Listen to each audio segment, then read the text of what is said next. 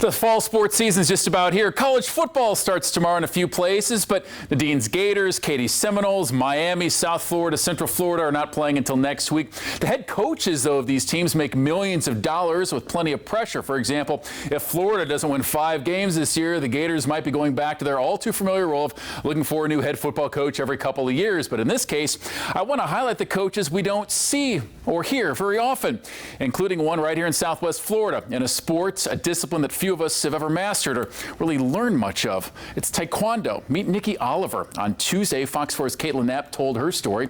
At just 30 years of age, Nikki is one of 4 coaches on Team USA, coaching young athletes ages 12, 13, and 14.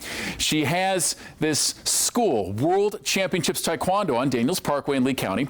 Oliver telling Kaitlin Knapp that she fell in love with this discipline the first moment that she stepped onto the mat. Her mission is to lead these athletes at the World Championships in Bosnia. So how great is that mission, especially at that young age?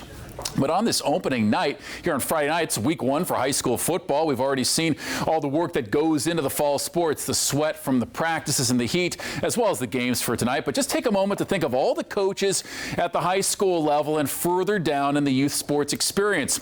Coaches don't do this for the money. There really isn't much at all, or for the tranquility, as parents are often second guessing them as to why their kid isn't playing. And yes, once upon a time, I'm guilty as charged of that. So I decided to try coaching, to shut myself up. And we didn't win a lot of games. First for my son's 6th grade baseball team, his 8th grade baseball team. I didn't have that LaRussa level of baseball knowledge, but we did win this tournament. That was one of them, and I know everybody ticks a little bit differently, and I leaned into that. Same for my daughter's 6th grade team. You see them here. None of them played basketball past JV in high school, but they wanted to play, and they needed a coach, and to this day, 7 years later, I hope I served them well. However, I think back to the mentors that I had. Look at the kid there crossing his arms in the front from 1983, 8-year-old me. There's Mr. Coba on the left, Mr. Minkler on the right. Knowledgeable, positive. Also, Mr. Minkler in the green, he paid cash if you hit a home run for a bonus, $1. In 1983, that mattered. But what really mattered was they took an insecure kid and they got the best out of him. I probably wouldn't be doing a job like this where you need some confidence without 2 adults like this believing in me.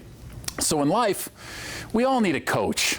It could be a doctor, a counselor, a dietitian, a sponsor, maybe to break the wrench of addiction. Or it could be someone like this person, Nikki Oliver, who we met on Tuesday, as she mastered this sport that few of us truly understand, but she has reached the pinnacle of her craft, teaching young people how to be their best, and soon to do this on the global stage in Bosnia.